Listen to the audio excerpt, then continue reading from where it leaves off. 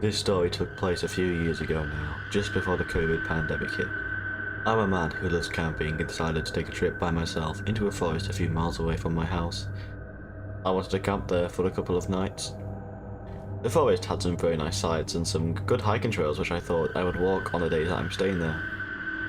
I will hopefully get some nice pictures too, I thought to myself. I packed up my gear and loaded it into my car. I forgot to mention, I'm a bare bones camper and only take the essentials. In my opinion, it makes it more fun and enjoyable, as I love a challenge. Then, once I loaded my car, I set off to the nature trail, in which I would therefore go off course to find my campsite and stay there for the next few nights. I finally arrived there, and it was already sunset. A beautiful orange glow painted my surroundings. I set off walking into the forest along the trail, as I knew I needed to be fast before nightfall came. The trail was empty, with no one else in sight. The only sound I heard was the song of songbirds and other animals taking shelter for the night. After walking for about 20 minutes on the trail, I came off it and started to find my campgrounds, however, making sure I knew my way back to the trail so I wouldn't get lost, as that would be a very unfortunate occurrence. I found a clearing right next to a mini lake, which I thought would be perfect in the morning, as I could go in for a nice swim and maybe even wash myself off there and just have a good time really. It was now night time, and I had to use my flashlight to help me set up my tent and gear. The tent was set up with ease, and I was sorting my stuff out now for inside the tent. I collected some firewood and was about to make a fire when I heard what sounded like footsteps directly in front of me. At first, I didn't think much of it, as I assumed it to be an animal. I mean, after all, I was in a forest. However, the footsteps sounded too light to be an animal, yet too heavy to be anything small. I looked up and saw nothing. I proceeded to carry on doing what I was doing, setting up my tent and all the insides, and then was about to carry on with the fire again when I heard footsteps behind me. This time I was a bit more unnerved and looked behind me and still couldn't see anything. However, I still heard the footsteps moving around. That is when I decided I had to put my mind at rest, and shone my flashlight at the footsteps to prove it's an animal. I turned it on and froze. The man's head was clearly seen peering behind the tree, as if he was purposely hiding. As soon as the light landed on him, he took his head away. I now knew I was in danger, as who else would be out this late just walking around, and especially acting like that? I decided my stuff wasn't worth bringing with me, as I would have no time to pack up in fear of that man. I ran off into the woods to try and find the trail. All while I was doing, I could have sworn I heard footsteps getting closer and closer behind me. However, I never looked back. I made it onto the trail and carried on sprinting. All the while, the footsteps were still following. Multiple. This time, multiple set of footsteps were behind me. I finally, with some sort of luck, made it back to my car and outran whoever was following me, or even whatever was following me. As I was running, I dug out my keys and unlocked the car door straight away as soon as it was in sight. I got inside, looking right behind me, and now put the car in drive and floored it out of there. Looking back at the entrance of the trail, however, I saw nothing. Long story short, I never returned to that campsite, or even that trail for that matter. I never went back for my stuff. I just want to know what I would have saw if I had turned around behind me.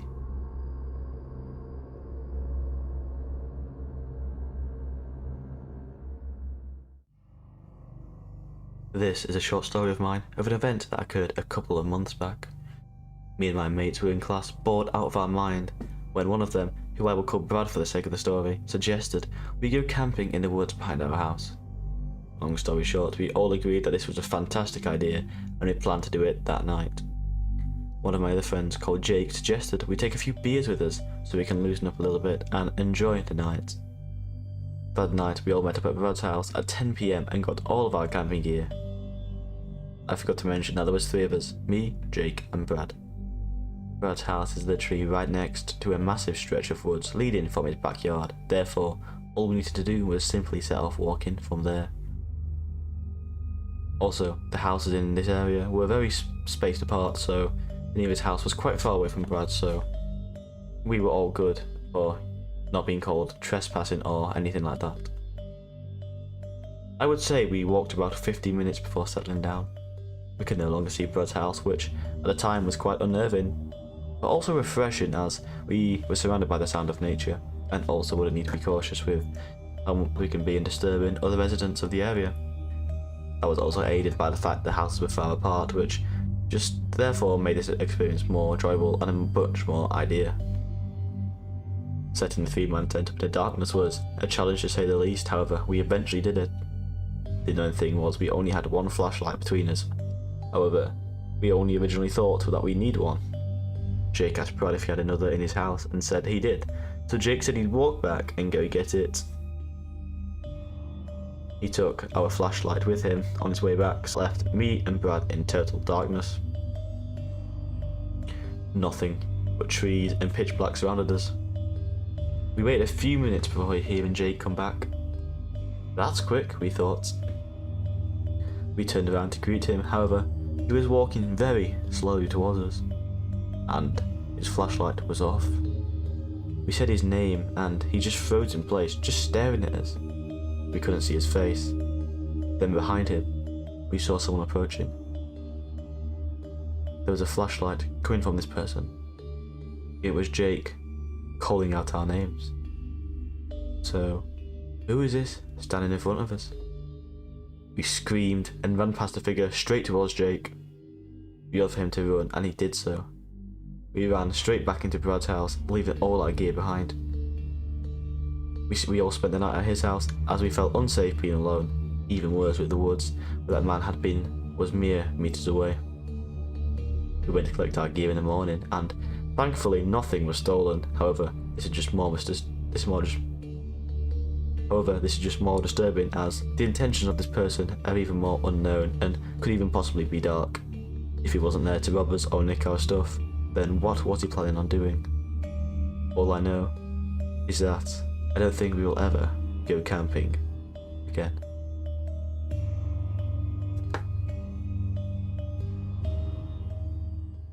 I was home alone one evening last fall as my dad was working out late.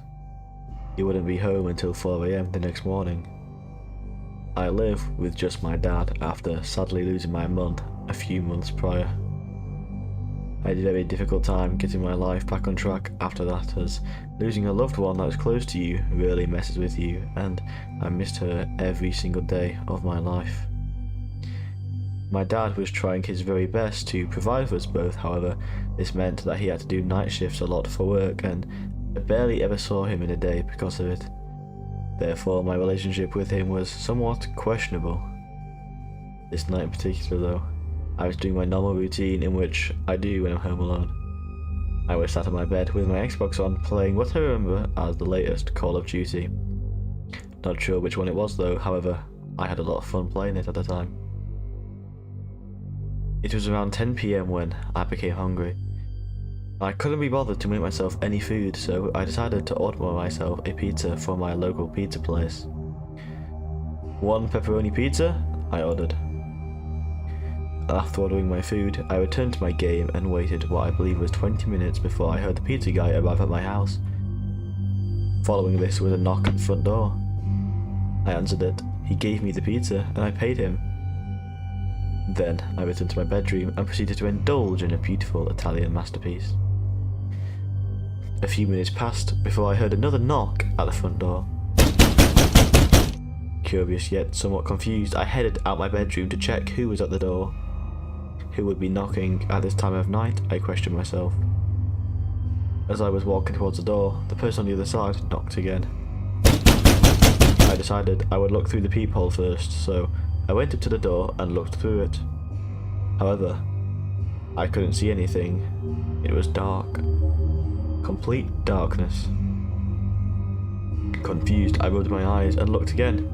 That's when I realised someone was on the other side, covering it with their hand. I knew there was no way in hell I was opening that door now. I backed away as quietly as possible before the person on the other side started attempting to open the door. I'm not sure if he knew anyone was home or not, or maybe that would make him go away. Yet, if he heard a kid alone in the house, then he may still proceed with his plan, maybe even harming me in the process. At this point in time, this man was mysterious and I had no clue who he was. Furthermore, I did not know what his intentions were, and they could be very, very severe. I went back to my bedroom and waited there. I thought about calling the cops, but decided not to. I don't know why. I guess because I was young at the time and the idea of calling them scared me. Plus my bedroom door had a lock, so I knew I was safe. I climbed into bed and tried to brush off the entire situation. No more knocks came at the front door, however, and when I deemed it safe, I walked out of my bedroom and went to check the door. Sure enough, the man was gone. Relieved, I went back to my bedroom, finished my pizza, and got ready for bed. It was nearly midnight when I finally got into bed and fell asleep, browsing on my phone. Then, I woke up to the sound of knocking once again. Startled, I checked my phone. It was 2 AM. I guessed it must have been my dad, who came home and forgot his keys. However, my mind then brought me back about the man earlier. I got up and went to check, when I made the gut-wrenching discovery. Those knocks weren't coming from my house door. However, they were coming from my bedroom door. I screamed and the person on the other side of the door knocked harder and started trying to break the door down. I shouted, "Leave me alone! I have already called the cops!" Somehow, this worked and I heard heavy footsteps running away. They ran out the front door and then I heard it slam shut with force. My dad finally arrived home and I later learned that I forgot to lock the door from the pizza man. So when I went back to my bedroom, he must have entered and was hiding somewhere. All the while, I was walking around inside the house. Let this be a lesson for all of you. Make sure to always lock your doors at night.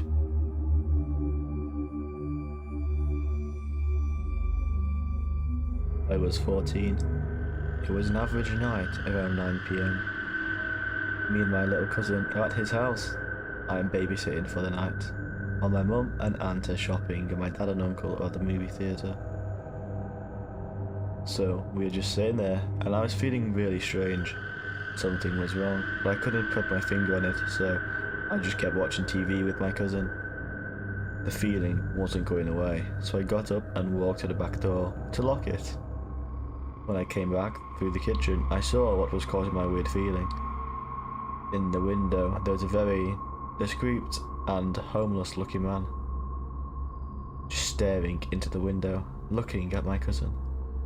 Protective mode turned on. I pretended like I didn't see the guy and told my little cousin that we needed to go upstairs because our parents would be home soon and they wouldn't want him staying up so late.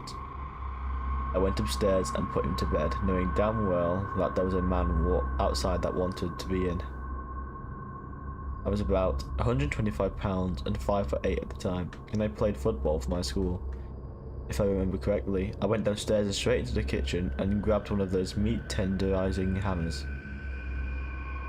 Turned back to the window where I saw him before, and he wasn't there. I ran back to the front door and checked it, but it was locked. Both the deadbolt and the knob were locked. I ran back upstairs with the meat tenderizer. I went into my cousin's room. I sat in front of the door. He asked me what I was doing and I said he didn't need to worry about it and he should keep his head low. I called the cops and then my dad and uncle. Cops would take half an hour and my dad and uncle were 45 minutes away. Then I heard a window shatter and the sound of heavy boots walking around on the main floor. I told my cousin to stay calm, hide under the covers and keep silent. I could hear the guy walking around downstairs. It was horrifying. I gripped that damn meat tenderizer and waited. About 5 minutes passed, then I heard the boots walking up the stairs. At this point, I was having a freaking heart attack. My cousin's door is no more than 10 feet from the stairs. I heard him opening the doors to my aunt and uncle's room, and then in the bathroom. He went back down the stairs and I heard him open the door to the basement. 15 minutes later, the police showed up and burst into the house. Turned out the guy was loose from a mental hospital. One province away.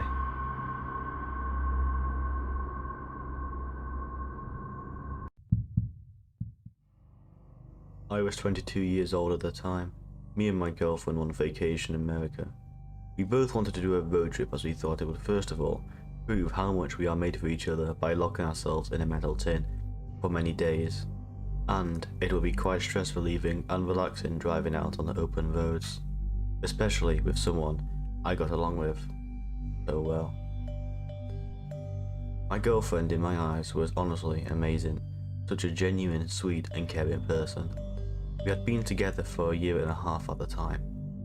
Anyway, as I was explaining, we were planning on doing a road trip across America when she suggested about doing Route 66. I thought that was an amazing idea, and we planned on doing just that. The following week, we flew into Chicago and hired a car for the upcoming road trip in which we planned to drive from Chicago down to California on Route 66. The time we landed was around 7 PM and it was already starting to become sunset. My girlfriend and I was already starting to feel tired, and I knew we wouldn't be able to get much of this long drive ahead of us completed tonight. And we was already planning our first rest stop to make sure we were fully recharged for the following long days ahead. We knew that this trip would take about 3 weeks in total to complete, and was already prepared for our many diverse weather conditions that we would probably experience in our time on the road. However, the night we arrived in Chicago, it was lovely, warm and honestly the most perfect conditions we could ask for. A very solid start to the trip. At around 3 hours into the drive, we found a nearby motel in which we would spend one night to fully recharge and then get straight back on the road in the next morning. The stay was normal enough, just an average motel really. We got straight back on the road the next morning. A few days into the trip however, something strange happened. It was night time and me and my girlfriend were driving on the road looking for a place we could stop for an hour, have a rest and eat some snacks we had bought early in the day to aid us on our growing hunger pains. It was peaceful, to be completely honest, being out on the open road at night with no cars in sight. We almost resorted to pulling over at the side of the road and having a rest there, as we could not find sufficient rest stop whatsoever. I pulled up at the side of the road and my girlfriend reached into the back of the car and pulled out a bag of crisps and a sandwich which she had purchased earlier. We did really want to stop off at a diner at some point in this trip, as you cannot beat an old-timey American diner. However, the only food place we had seen tonight on the open road was a closed cafe which honestly looked abandoned, so I had no clue if it was even operational anymore. I didn't notice it before, but I saw a car further down the road, pulled up just like we were. It had its lights off and the lights in the car also locked off too. I figured someone had stopped there and was taking a quick power nap or something. I forgot to mention, but that day was very strange so far. We hadn't even seen another car on the road all day, so this was the first. We ate our food and I suggested having a little rest at the car further down the road. However, my girlfriend went against that. She said she felt uneasy and didn't want to stop here. I understand how she felt. I mean, we were literally in the middle of nowhere and this mysterious car in cold and dark conditions parked further away from us. I decided that we would just drive for a little bit longer and find a spot further down the road. I put the car in drive and slowly passed the other car and tried to get a look inside, but I couldn't see very clearly as the car was in complete darkness. However, I did notice too, and my girlfriend did, that no one was in the car. It was sure a strange sight to see, as who would leave their car out here? Where would they even go? I chalked it up to someone going out the car to go for a piss or something, but still, a single person doing a road trip by themselves? And where would they even go for it? Like, anyway, we never saw anyone come and go from that car when we were parked up. Maybe the driver had broken down and had returned somewhere else. Either way, we didn't think much of it, and eventually parked spurred up on the road somewhere else. We rested there. However, a few nights later, we were in the same situation of looking for somewhere to stop for the night. I was especially really tired this day. After all this driving, it was sure tiring me out. We came across a gas station on the right hand side of the road. We pulled in, however the place also looked abandoned. All the petrol pumps had been removed. Despite it being abandoned, however, we still stopped here for the night as it was the only rest area we'd seen in 2 hours and we desperately needed a rest. I fell asleep with ease, but I'm not too sure about my girlfriend. However, I did wake up and check my phone. 2 AM it said. I had been asleep for about an hour. I looked over at my girlfriend who was asleep too. I knew something must have woken me. I looked around the empty gas station and noticed something. The door to the place had been opened. Busted open from what I could see from here anyway. I didn't notice earlier. However, I thought it was closed. Maybe my tiredness and lack of sleep was making me forget things or just not pay attention to things. Maybe I was dreaming it, or for all I knew I could just be in some sort of hallucination. I was about to go back to sleep when I realised there was another car parked at the other end of the gas station. Its lights were on, however, and it was running. My heart sank as I realised it was the same car from the previous night that had been abandoned at the side of the road. I knew it too as I recognised the license plate. Then, at the passenger window, where my girlfriend was, a man banged on the window, startling me and my girlfriend. She let out a blood-curdling scream. The man was in full black and wore a hood over his head. All I could see was his eyes and a long, unkempt beard. He looked deranged and mentally unwell, like some homeless person you'd find on the street. I put my foot on the gas and floored it out of there. The man kicked at the back of my car as I sped off as we both heard a loud bang, the sound of a gun. This sicko was shooting at us.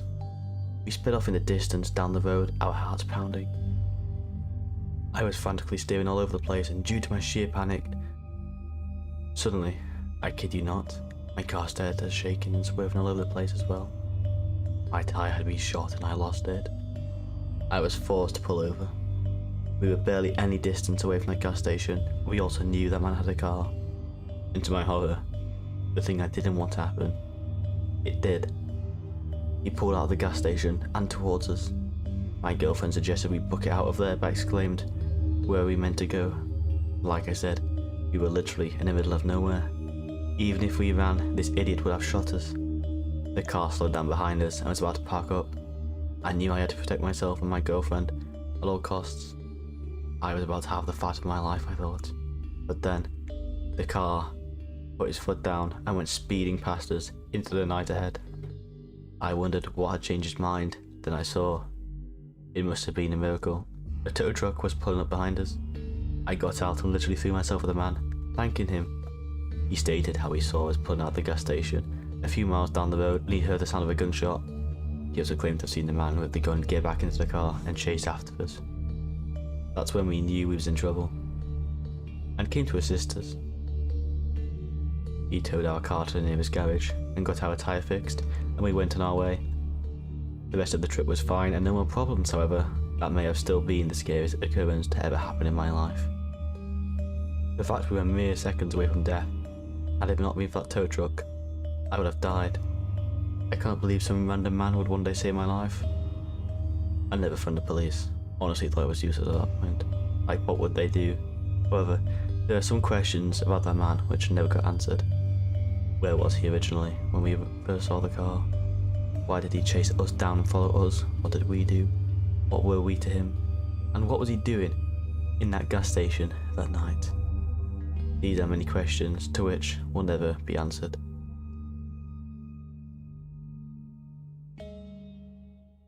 When reading this, I wanted to keep in mind that this is 100% true. Everything I tell you really did happen, and I want the world to know. Some things to keep in mind are that my family lives in a very, very wealthy neighbourhood. We all live on our private neighbourhood water and electric grid. We have our own trash team, lawn care, maid service and security team. All the residents in our neighbourhood, including my family, are not from the United States. All of us are either Jewish or Catholic. With that being said, I will begin my story. It was late one night. Me and my sister were sitting in our swing sets outside our house by the woods. We were talking about a number of things and eventually got to our favourite topic of us and the few other children in the neighbourhood, the Mafia. It was rumoured that the couple who lived across the street from our family were somehow connected to a strange group of people. These people often gathered at a large house and acted as if they were the police, to pull over passing people and do God knows what to them. Keep in mind that my neighbourhood is in the country, so there are many strange large homes. However, his house was like no other. It had bars on the windows and had blacked out shades pulled down so no one could ever see into the house. Us kids would often spend afternoons gazing out the black gate of our neighbourhood down the street, hoping to see the infamous black trunk speeding down the road, preparing for a hunt. In winters, we would pile up the snow to get over the walls onto the back road to try and walk to the house and catch a glimpse of the mafia. But we never got that far. The Christmas and midsummer balls were filled with children's stories of the horrible people who just lurked outside our neighbourhood walls. It was late fall, the night my sister and I really started to think about it. We were around 14 and 13 years old and have begged our parents to finally allow us to go to a public school near our house instead of a group homeschool in the neighbourhood. Our parents finally allowed it, and with that we caught a glimpse of what life was like for others. It led us to wonder why our neighbourhood was the secure place it was, and why we had everything in a private separate grid. We began to think about each house, high-tech security systems, and the license plate of the luxury cars that we all stared with RVX. Suddenly, we began to wonder about our neighbours and parents who were all friends with the local state and government. Or how they were all foreign, and either Jewish or Catholic. This was all very strange to us. However, the weirdest thing of all was our parents and their friends' fortunes. The people in the neighbourhood owned many companies, however, did never do any sort of work at them. Our parents had several $1 million, however, many of our companies were not profitable. We began to wonder if somehow the entire neighbourhood was connected, and perhaps our neighbours across the street were not the only members. What if our parents, our friends' parents, were all somehow involved? Suddenly the mood shifted. My sister looked at me, her face stricken with fear, and she said to me with a quavering voice that still haunts my dreams, "Run as fast as you can." We flew across our yard, however a 40-second sprint felt like an eternity. We dashed into our home. My sister, with tears in her eyes, said, "Someone was in the woods." I could see their eyes staring at us. I could feel that they were dangerous. We stayed in our media room together for almost 2 hours until the feeling that we were being watched finally drifted away. Then we went to our rooms, mine on the western wing, hers on the upper west. It was only an hour before once again I felt the tingle of being watched. I knew the spy was outside my window. I knew they were watching, waiting. I prayed for sleep to come, and I finally did it. I still remember this night very well. It proves to be that somehow my family is involved with whoever those people are. Whoever my parents and neighbours are, they are far too powerful to challenge. Whoever was watching us was one of their spies, and I feel it in my bones. The police can do nothing, because it's likely that my neighbourhood has infiltrated both local and state governments. Something very strange is going on here. Money flows like an infinite river for the families of my neighbourhood. Somehow, we all come to the same few places and religions and speak the same 3 languages. I don't know who these people are or how many are involved. Many people mysteriously disappear in the area around my neighbourhood, and I can't help but wonder if it's them. What are they doing, and who are they? And how powerful are they? In the years that have followed the incident, me and my sister have said nothing of the mafia since. I often tell the children to stop when they talk about it at the balls, or play mafia games in the yard. Whoever my parents and neighbours are, they are doing something very evil, and that I am much sure of.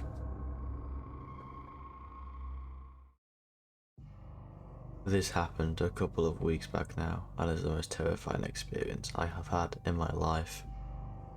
I had recently just got a car and my license, and I found myself longing for night drives to finally have some alone time and chill out. I don't know what it is, but there is something quite stress relieving with driving at night alone on the empty streets. My town was fairly quiet at night, with very few cars on the road. My town wasn't very big either, and only had a food place and a gas station with a few residential areas. I often drove to the gas station to pick up a little snack to take with me on my nighttime wander. On this particular night, it was raining quite heavily, and I knew it would be a very stressful evening night. The sound of the rain hitting the car roof is probably the most relaxing noise ever known to man. I arrived at the gas station and went in and bought myself a sandwich and a packet of crisps to eat on my way before setting off on my drive. I don't really stay in my town as it is very small and compact and would hardly be able to drive anywhere, so I drive on the back roads behind our town. The place is surrounded by forests, so the back roads are very narrow, which ventured through a dark forest. I'm not gonna lie, when I first started driving it was very unsettling. However, as I have gotten used to it, it is very, very calm and tranquil driving through a forest like this. I must have been about 15 minutes away from the town when the rain was getting worse and more heavy, hitting my car bonnet like bullets from the sky. I decided to pull over for a bit as I didn't think it'd be safe to be driving in these conditions. I had no signal in this forest, so I resorted to playing games on my phone to pass the time. After all, what else was I meant to do? Finally, after what felt like hours, the rain had calmed down to a point where I could drive home safely. I put the key in the ignition, but I was faced with a very, very horrific problem. The engine wouldn't start. I tried a couple more times, but the car was just stuttering, and that was it. I was stranded in the middle of the forest in the pouring rain with no signal. I realised I'd have to wait for someone or walk back home. I got out of my car, immediately getting wet through, and went to check under my bonnet. There was no visible fault with the engine, that was for sure. As I was looking at the engine, I heard some rustling coming from behind me. I looked around but didn't see anything. Must have been a rabbit, I thought. I decided to go back in my car and sit, as I was already drenched from the rain. As I got inside and locked my doors, and moments later a man appeared at my driver's side window. It took me by surprise, and I rolled down my window. "Can I help you?" I asked, to which he replied, "I'm lost and I need help." At first I felt pity for the man and told him to hop in the passenger side. He got in and said about how his car had broke down further down the road, and he was also cold and stranded. I said to the man that we'd either have to wait or walk back to the town. However, he didn't respond to me. He was too busy quickly looking around him. That's when I realised I hadn't seen him anywhere when I was outside the car moments before, so he must have been hiding somewhere. He noticed me looking at him and I think he caught on.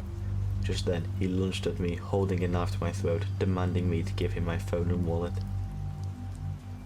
I obeyed the man, and he then punched me in the face, knocking me out cold. Before I knew it, I awoke at the side of the road. My head was throbbing. My car was also gone, and all my stuff was too. I thought it was broken, but the man must have tampered with my car while I was parked up, and I didn't hear it due to the rain. I had no choice but to walk home in the rain, to which I then called the police and reported the man. To my horror, the man or my car was never found. I will keep you all updated if anything comes of this incident, but it sure remains the most horrific and traumatic experience of my life.